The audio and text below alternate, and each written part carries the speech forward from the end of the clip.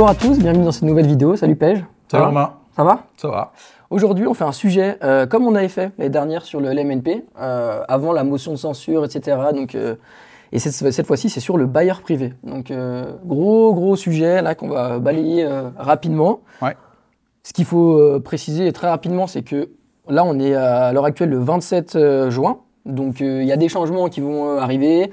Il n'y a pas tout qui est en place, donc tout ça, ça va prendre aussi avec des pincettes. Et il faudra voir l'évolution des choses. Et de toute façon, nous, on fera des vidéos sur ces actualités-là. Donc vous inquiétez pas. Et donc, c'est quand même important de le préciser pour comprendre que rien encore est posé, acquis. Rien. Et donc là, c'est une projection qu'on fait pour vous expliquer ce statut. Et, donc voilà. tu vas pouvoir, on en est pour l'instant à un rapport qui va être remis lundi 30 juin, puisque la ministre a mandaté beaucoup de monde, que ce soit des parlementaires, mais également les professionnels de l'immobilier, pour faire des propositions sur ce fameux statut du bailleur privé. Et donc, le 30 juin, lundi, il y a un rapport qui va être remis avec des propositions. Et puis, toujours pareil, les propositions vont donner lieu à des négociations et on verra ce qui se passe à la fin du bal. Super. Donc voilà, on est le 27. Je ne sais pas quand est-ce que vous regardez cette vidéo, mais il faudra le prendre en compte. Déjà, pour commencer, alors pourquoi on entend parler de ce statut du bailleur privé? Alors déjà, c'est une arlésienne, c'est-à-dire qu'on entend parler de ça, je pense, depuis 15 ou 20 ans. En fait, pour faire simple, les professionnels de l'immobilier, que ce soit les agents immobiliers, les promoteurs, tous ceux qui travaillent dans le milieu de l'immobilier, réclament un statut du bailleur privé, c'est-à-dire celui qui loge les gens en France, avec une certaine lisibilité, notamment sur la fiscalité. Pour faire simple, il y a depuis plus de 40 ans des encouragements fiscaux qui sont donnés à la clientèle de particuliers pour construire des logements, parce que l'État n'a pas les moyens aujourd'hui de construire des logements tout seul, donc on est obligé, de faire appel au secteur privé. Et donc, le secteur privé, on l'a toujours encouragé fiscalement avec des dispositifs Périsol, Eurobien, Borloo, Duflot, Pinel. Et donc là, en 2025, il n'existe plus de dispositifs, donc il n'y a plus d'encouragements fiscaux pour les investisseurs privés. Conséquence, il n'y a plus de construction de logements. Le marché des investisseurs en 2025, il est en recul de moins 41% par rapport à 2024. Et 2024, c'était la pire année depuis 20 ans, pour donner un peu le contexte. Donc, tout le monde réfléchit à comment on fait pour relancer la construction en France et quel statut on peut donner aux investisseurs. C'est bon, c'est clair. Bon, on va rentrer dans le détail de ce statut. Donc, c'est quoi exactement le statut du bailleur privé? Donc, qu'est-ce qu'il explique, ce statut? Alors, à l'heure où on parle aujourd'hui, ce statut pourrait être une option pour les personnes qui investiraient dans l'immobilier locatif, uniquement dans le neuf. Ça, c'est important. Donc, là, je parlais d'arbitrage tout à l'heure. Aujourd'hui, les professionnels, par exemple, l'UNPI, qui est une association de propriétaires indépendants, réclament que ça soit également appliqué à l'ancien. Mais au stade où on parle, ce serait dans le neuf. Et donc, ça permettrait d'avoir notamment un avantage fiscal pour l'investisseur locatif, et ce, sur 20 ans. Donc, ce qui permettrait aussi de donner de la lisibilité. Ce que reprochent souvent également les investisseurs en général, c'est que les règles, elles changent tout le temps. Donc là, ça permettrait d'avoir un statut avec un horizon sur 20 ans. Donc voilà ce qui est pour l'instant dans l'étude. Après, je peux rentrer dans le détail du fonctionnement, mais en gros, voilà comment le premier G. Top. Et donc, il y a des conditions pour... Oui, donc en fait, pour faire simple, on va te dire, si tu investis dans un bien immobilier sur une valeur de 120, ça va m'arranger, ou sur une valeur 100, enfin peu importe. En fait, on va dire il y a 20% de terrain, et le reste, l'immeuble, tu vas pouvoir l'amortir comptablement pendant 20 ans. Donc, tu vas passer 5% de la valeur de ton bien dans tes charges. Je prends un exemple chiffré. Imaginons que la valeur de mon immeuble, c'est 100 000 euros.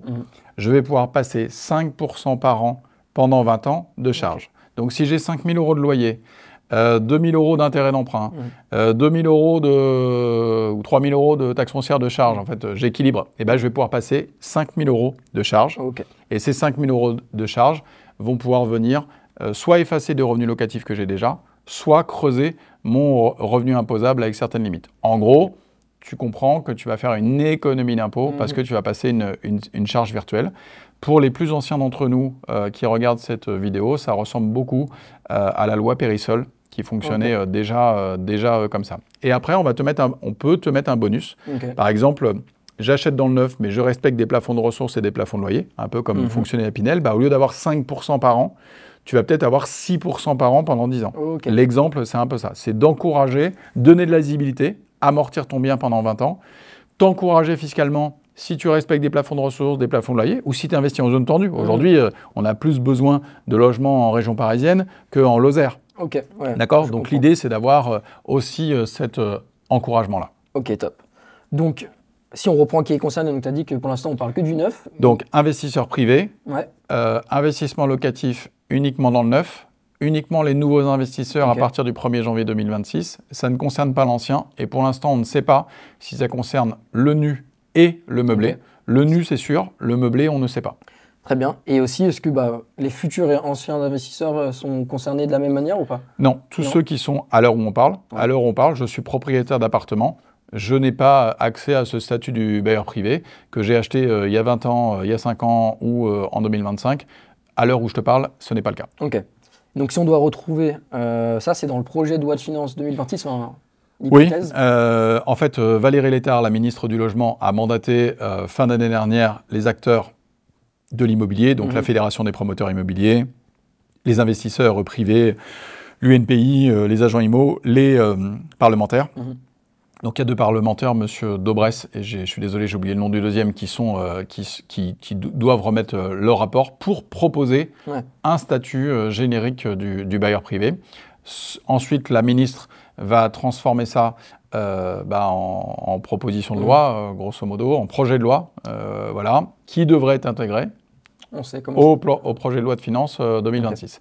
Si c'est un projet de loi à part, on aura peut-être des décisions avant le mois de décembre. Si c'est intégré dans le projet de loi de finances 2026, c'est la tendance aujourd'hui, eh bien on va repasser dans le même cérémonial que l'année dernière, à savoir un projet de loi qui est présenté par le gouvernement, l'Assemblée nationale qui va l'amender, donc qui va sortir des amendements. Donc malheureusement, comme l'année dernière, avec le loueur meublé, où on a entendu tout et n'importe quoi, à chaque fois qu'il y avait un amendement qui sortait, tout le monde prenait ça pour argent comptant. Donc la réalité, c'est qu'un amendement, il est voté à l'Assemblée nationale, puis au Sénat. Généralement, l'Assemblée nationale et le Sénat, aujourd'hui, sont rarement d'accord. Il y a une commission mixte paritaire et il y a un vote définitif à l'Assemblée nationale. Si c'est dans le projet de loi de finances et que le projet de loi de finances ne passe pas, re-49.3. Et le 49.3, tu te prends le 15 décembre, tu regardes ce qui est sorti au journal officiel et qu'est-ce qu'ils ont gardé, qu'est-ce qu'ils ont enlevé. Donc tout ce qui sortira entre maintenant et le projet de loi de finances de 2026 sera à prendre avec beaucoup de pincettes. Ce qu'on sait, c'est qu'il y a une volonté du gouvernement de proposer un statut du bailleur privé. Il y a une alerte sur le fait qu'aujourd'hui, la situation elle est dramatique dans la construction de logements neufs et qu'il y a besoin de faire quelque chose, que pour construire des logements, il faut des bailleurs sociaux, de la résidence principale et des bailleurs privés. Donc, il faut proposer des solutions. Aujourd'hui, en 2025, on n'a rien, d'accord. L'idée, c'est de proposer quelque chose en 2026. Ok.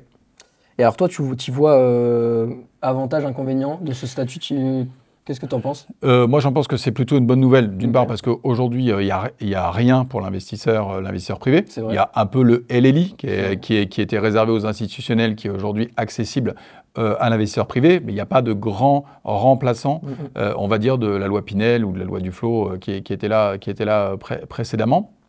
C'est un avantage et c'est de la lisibilité, de savoir qu'aujourd'hui, tu sais comment seront traités tes revenus locatifs pendant 20 ans. Ça, je trouve ça intéressant. D'avoir un avantage fiscal pour investir dans l'immobilier neuf, ça améliore ta rentabilité. Donc ça, c'est aussi des choses qui peuvent être intéressantes. Et puis, on va voir le bonus, en fait, que l'on pourrait avoir. Donc, si je prends, j'investis aujourd'hui sans statut et j'investis avec statut, est-ce que je suis gagnant? A priori, la réponse, elle est quand même oui. Après, tu ne seras pas obligé de prendre ce statut-là. Attention, hein, c'est-à-dire que, imaginons que dans ce statut-là, on te dise, on te donne un avantage, mais il faut que tu t'engages à louer le bien pendant 10 ans. Si toi, tu veux investir pour les 5 prochaines années et récupérer ton logement, ça ne fonctionnera pas. C'est intéressant de le dire, ça ne sera pas un statut obligatoire. Évidemment que non. Super. Et du coup, imaginons que ce statut soit mis en place. Pour toi, ça va changer quoi pour l'investisseur qui a peut-être déjà un investissement et pour les autres qui vont se projeter pour peut-être arbitrer leur projet? Celui qui a déjà un investissement, ça ne changera pas grand-chose. Donc, il restera toujours dans la phase de se dire est-ce que mon investissement locatif aujourd'hui est rentable, pas rentable, si je sors aujourd'hui, quelle est la conséquence, si je sors demain, quelle est la conséquence. Voilà. Et pour les nouveaux investisseurs, aujourd'hui, dans ton camembert, aujourd'hui, tu as le locataire et le propriétaire, et bien là, tu aurais un troisième larron dans la foire qui serait notamment ton imposition, puisque une partie de tes impôts pourrait payer ce projet. Donc ça veut dire que ton effort d'épargne, ton épargne à toi, généralement le loyer ne change pas, d'accord ? Ton épargne à toi diminuerait. Donc c'est plutôt une bonne nouvelle. Okay. Le dispositif Périsol, hein, qui se rapproche quand même beaucoup du statut de bailleur privé, avait connu un énorme succès en France. Donc c'est 97-98, hein, donc voilà, je vais perdre la moitié des gens qui nous écoutent. Mais 97-98, c'était un très gros succès, le Périsol. Et à l'époque, ça concernait le nu et le meublé. Okay. Pour l'instant, aujourd'hui, je ne sais pas. Je sais que c'est sûr sur le nu, sur le meublé, je ne sais pas. Donc, est-ce que tu penses qu'on a déjà bien fait le tour, au moins de ce qu'on sait déjà ? Sur le premier jet. Donc voilà, moi ce que je souhaite dire, c'est un peu comme l'an passé sur le meublé. Extrême prudence, personne ne vous dira lundi, le 30 juin, voilà comment va fonctionner le statut du bailleur privé. Personne ne vous le dira au mois de juillet, ni au mois de septembre. Et il faut vraiment attendre tout le parcours parlementaire, si c'est dans le projet de loi de finances, et on saura vraiment qu'à la fin, voilà. Parce qu'évidemment, ça a un coût. Le gouvernement cherche 40 milliards d'euros sur le budget de 2026. Donc, c'est uniquement une solution d'arbitrage. Donc, comment ce sera arbitré, ni moi ni personne ne sont capables de le dire. Donc voilà, à prendre avec des pincettes tout ce qui va se passer et tout ce qu'on est en train de dire aujourd'hui parce que c'est amené à changer. Donc n'hésitez pas à poser vos questions. Hein, et de toute façon, on va refaire des sujets parce que ça va forcément faire du bruit et que les gens vont se sentir concernés.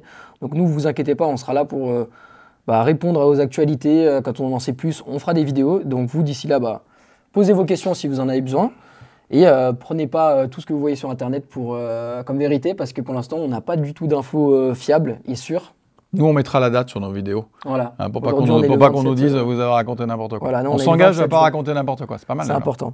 Merci en tout cas, Pej, pour tes informations. Et puis à bientôt pour une vidéo peut-être sur le bailleur privé. À bientôt.